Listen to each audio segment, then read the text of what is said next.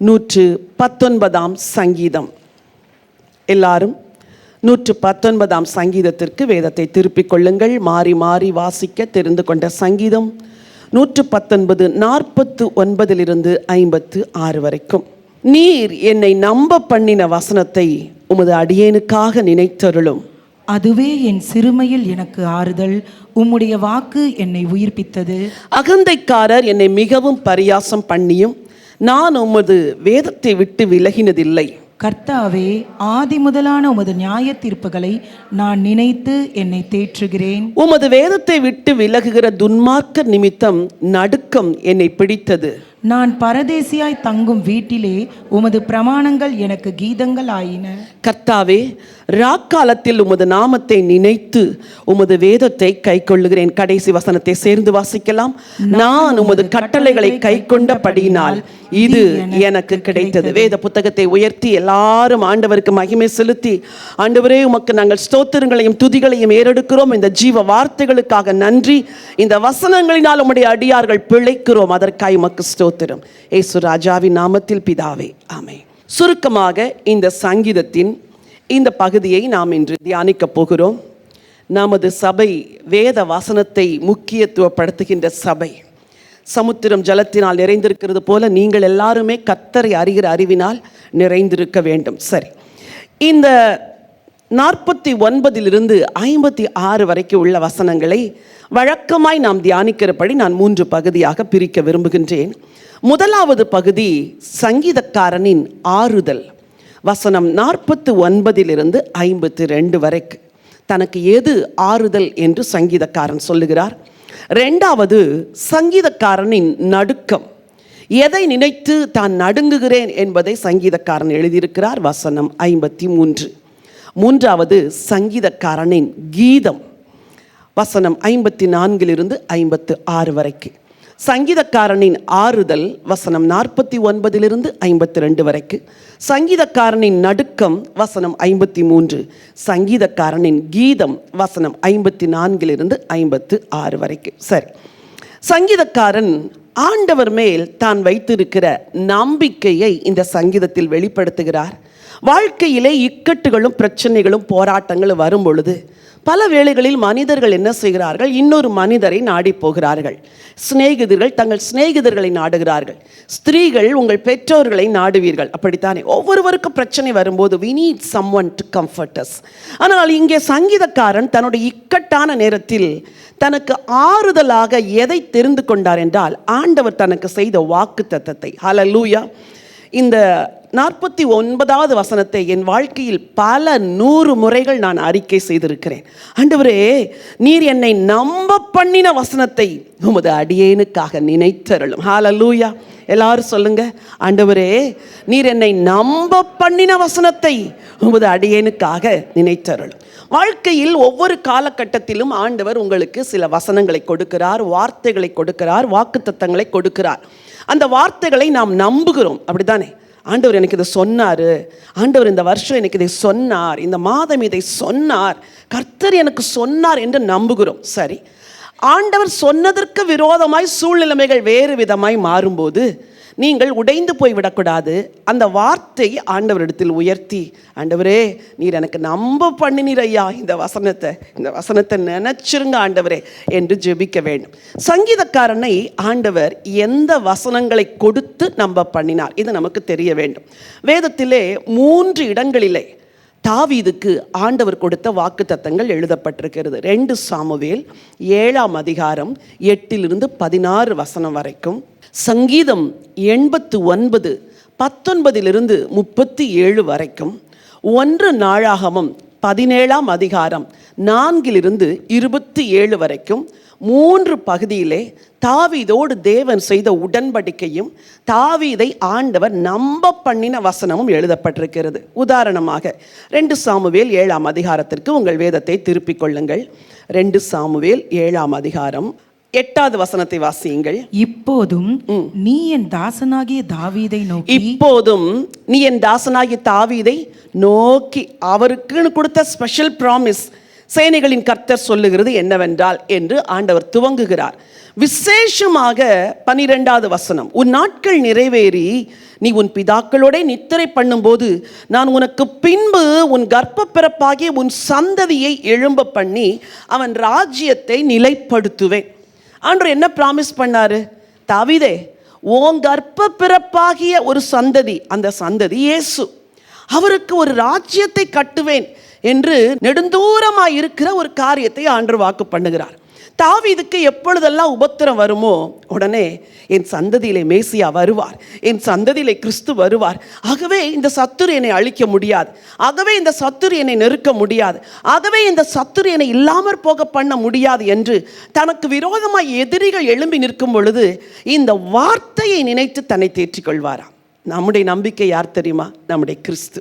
இந்த உலகத்தில் எவ்வளவு பாடுகள் வந்தாலும் என் ஆண்டவர் எனக்கு வாக்கு கொடுத்திருக்கிறார், வார்த்தை கொடுத்திருக்கிறார் என்று நீங்களும் கர்த்தருடைய வார்த்தையை நம்ப வேண்டும். யாக்கோபை ஆண்டவர் அழைத்த பொழுது அவருக்கு ஒரு வாக்கு கொடுத்தார். ஆதியாகமம் 30:9 வசனத்திலே சொல்லப்பட்டிருக்குது, யாக்கோபே, நான் உன்னை அழைத்த தேவன், நீ உன் தகப்பன் தேசத்துக்கு திரும்பி போ, நான் உன்னோடு கூட இருப்பேன் என்று சொன்னார்.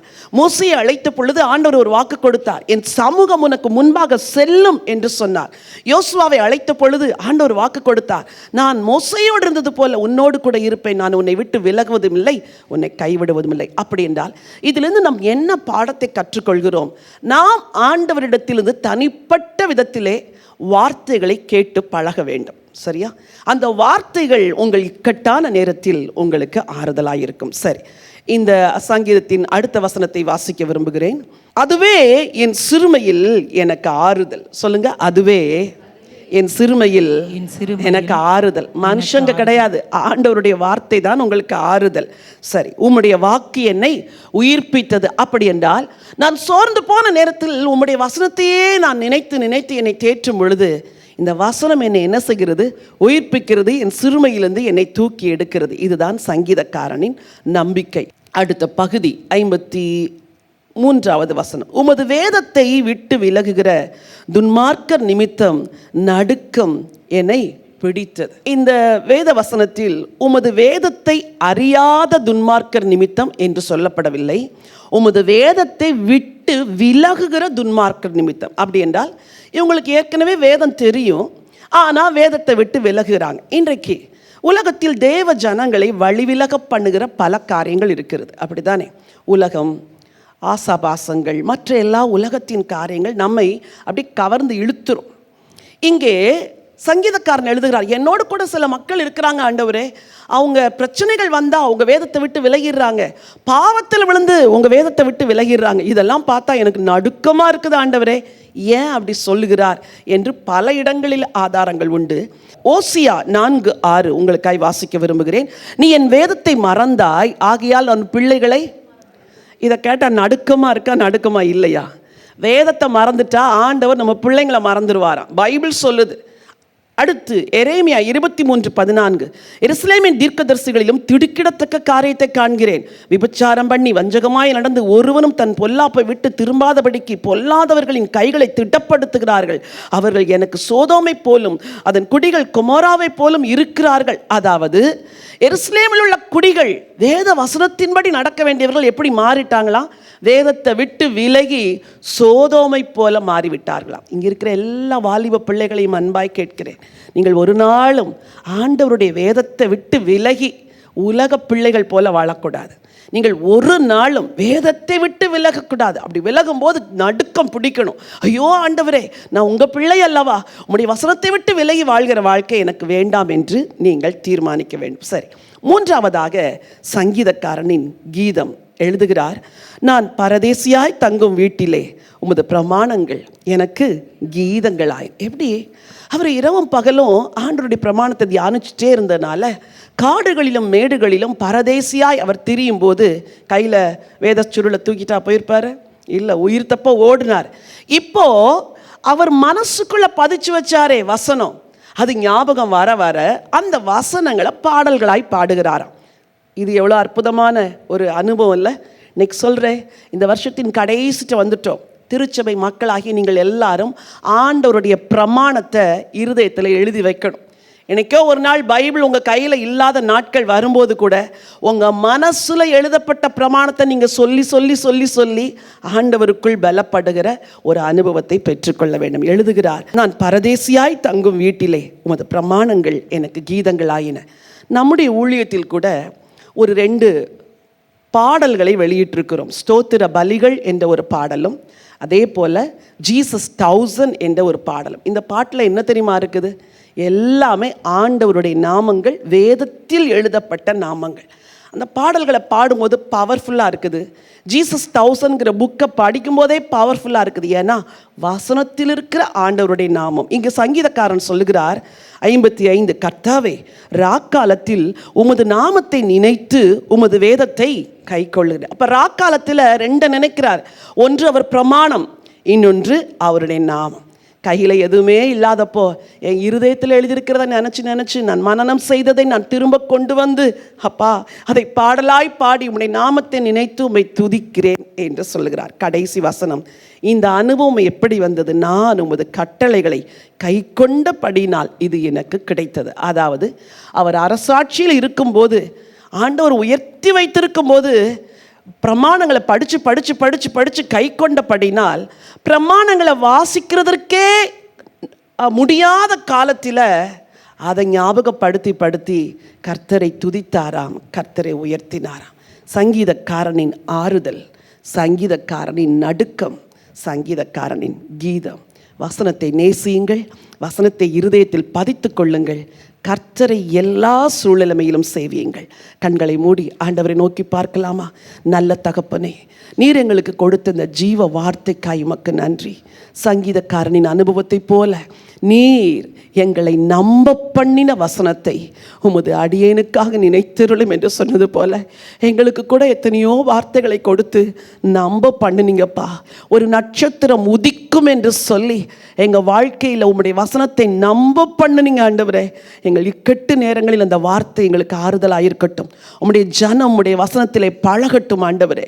வசனத்தை விட்டு விலகுகிற துன்மார்க்கரை போல உம்முடைய பிள்ளைகளில் ஒருவரும் மாறக்கூடாதப்பா. விசேஷமாக எங்கள் வாலிப பிள்ளைகள் வசனத்தை கை கொண்டு நடக்க வேண்டும். வசனத்தை விட்டு விலகுகிற வாழ்க்கை அவர்களுக்கு வேண்டாம் ஆண்டவரே. நெருக்கமான சூழ்நிலையிலும் வனாந்தர அனுபவங்களிலும் உம்முடைய வார்த்தையும் உம்முடைய நாமமும் உம்முடைய பிள்ளைகளுக்கு பாடல்களாய் மாறட்டும். உம்முடைய ஆசீர்வாதத்தை சிரசின் மேல் வர்ஷிக்க பண்ணும். உம்முடைய நாமத்தை மகிமைப்படுத்தும். இரட்சகர் இயேசுவின் நாமத்தில் ஜெபிக்கிற நல்ல பிதாவே.